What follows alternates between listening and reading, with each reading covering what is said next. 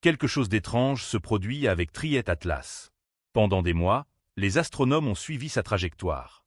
Froide, prévisible, une courbe nette à travers le système solaire. Mais les données récentes contredisent cela. Le nuage de poussière ne s'aligne pas comme prévu. Sa composition chimique ne ressemble à aucune comète connue. Et voilà que sa route semble avoir dévié.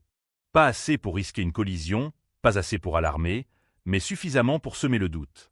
Pourquoi Trieste Atlas modifie-t-il sa voie? Cette interrogation reste sans réponse.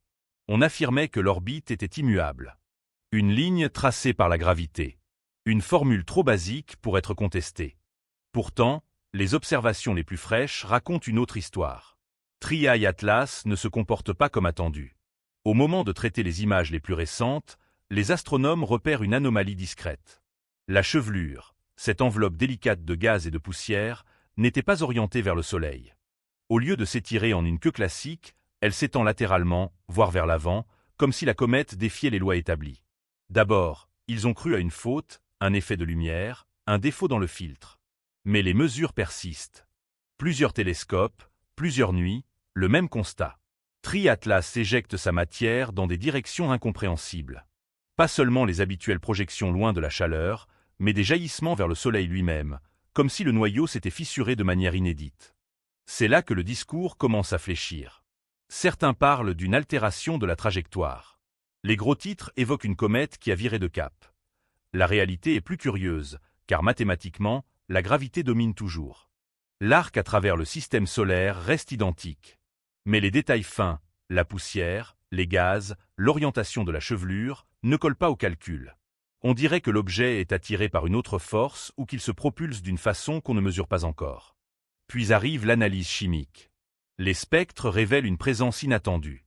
Des émissions intenses de cyanure. Des émissions intenses de nickel, sans trace de fer.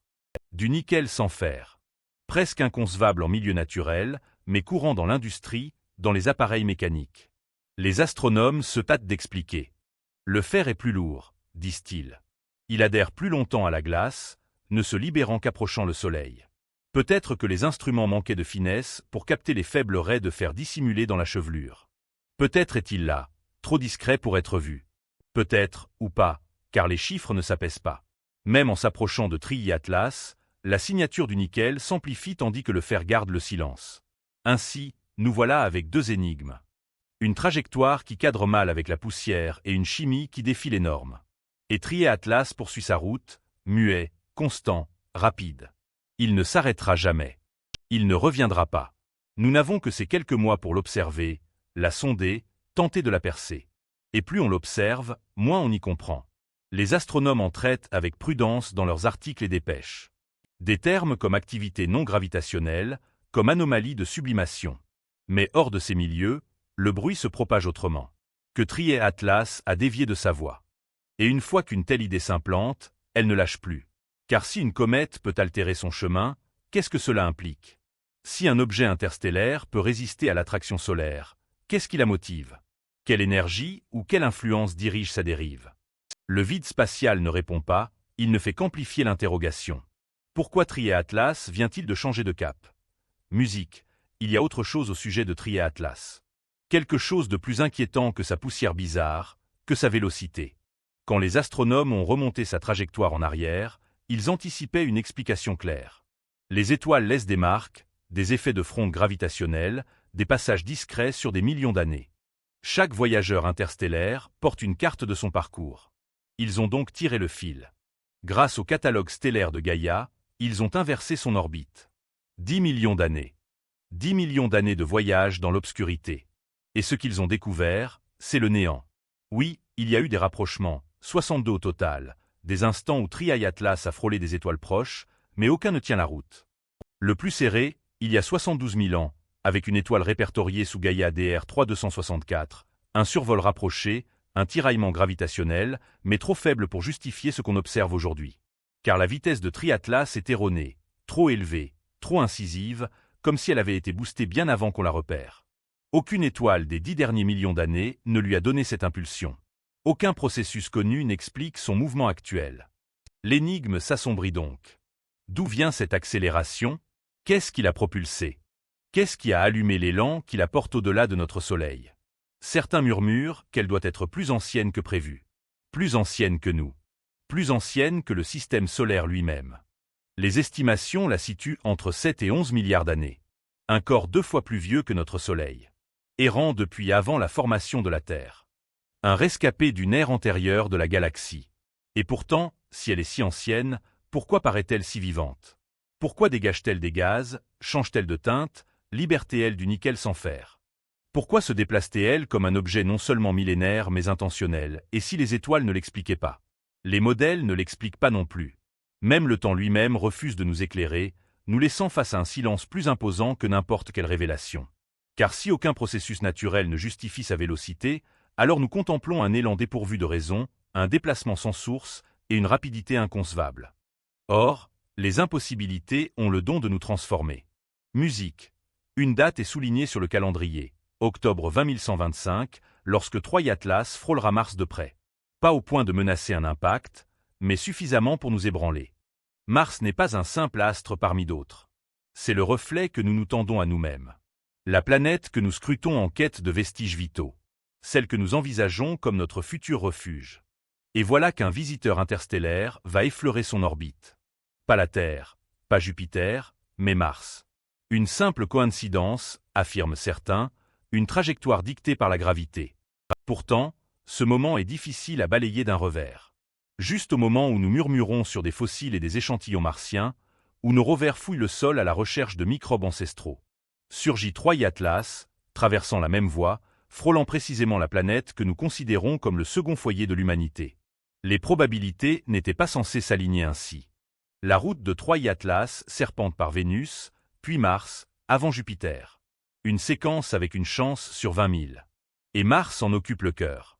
Depuis des siècles, nous avons exploré ces étendues désertiques, fantasmé des canaux, forgé des civilisations imaginaires, lancé des engins pour ramper sur sa poussière, nous interrogeant sans cesse. Sommes-nous seuls? À présent, inversons la perspective. Non pas nous observant Mars, mais une entité extérieure nous observant. Si vous étiez un voyageur ancestral, où iriez-vous prospecter?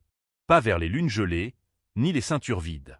Vous vous tourneriez vers la Terre et son voisin dans la zone habitable, Mars. C'est précisément là que se dirige Troy Atlas. Hasard ou repérage? Les astronomes maintiennent que c'est aléatoire, une courbe tracée par l'attraction gravitationnelle. Mais ils concèdent même que la poussière est anormale, la composition chimique est curieuse, la vitesse est anormale. Combien d'irrégularités pouvons-nous rejeter avant que le terme « coïncidence » ne s'effrite? Lorsque Troy Atlas survolera Mars, des télescopes veilleront depuis la surface terrestre, depuis l'orbite, et même via les rovers, tous les regards tendus vers des bribes de réalité. Nous pourrions ne rien déceler d'extraordinaire, juste de la poussière, du gaz, une queue brisée luisant de verre. Mais nous pourrions aussi percevoir un signe gravé dans le mouvement, un avertissement que le néant n'est pas vide. Car même si ce n'est que de la glace, que de la pierre, le calendrier défie toute indifférence. Mars est l'endroit où nous traquons la vie. Mars est le sol où nous aspirons à poser le pied. Et dans ce même souffle, Troy Atlas surgit. Sans convocation, sans dessein apparent, mais peut-être orchestré d'une autre main. C'est pour cela que cet instant pèse lourd. Pour la première fois, nous ne sommes pas les seuls à traverser l'orbite martienne. Quelque chose d'antique, de plus véloce, de réfractaire aux lois connues. Nous attendons donc octobre, ce passage, ce mutisme qui pourrait enfin s'exprimer. Ou peut-être pas. Peut-être que le silence est le signe. Peut-être que le glissement est la réponse.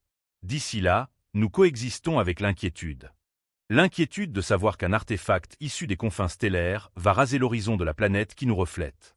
Un monde potentiellement porteur de notre histoire. Un monde potentiellement gardien de notre demain. Quand cela adviendra, aucun bruit, aucun présage, seulement une ombre traversant l'abîme. Et la interrogation qui perdurera bien au-delà. Pourquoi Troy Atlas a-t-il dévié sa trajectoire? L'épopée de Troy Atlas reste inachevée. Son itinéraire se déploie encore. Son mystère tapit dans la poussière. Nous le nommons comète. Nous le qualifions de débris.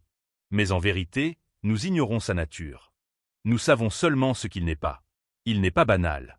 Il n'est pas prévisible. Il n'est pas muet comme nous l'imaginions. Et tandis qu'il s'éloigne, nous abandonnant, nous voilà face à un dilemme. Le percevoir comme un pur hasard ou comme une énigme. Une énigme inscrite dans le flux. Une énigme plus ancienne que notre Soleil. Pourquoi ce virage? Pourquoi ici? Pourquoi maintenant? Nous n'aurons peut-être jamais la clé. Mais l'inquiétude persistera. La conviction que le vide n'est pas désert. Que le silence observe.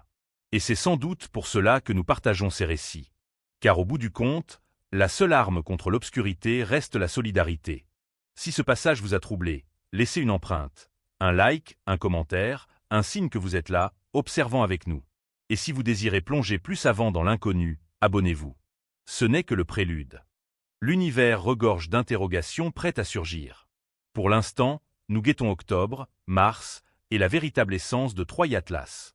Le silence perdure et le glissement s'étire à l'infini. Musique.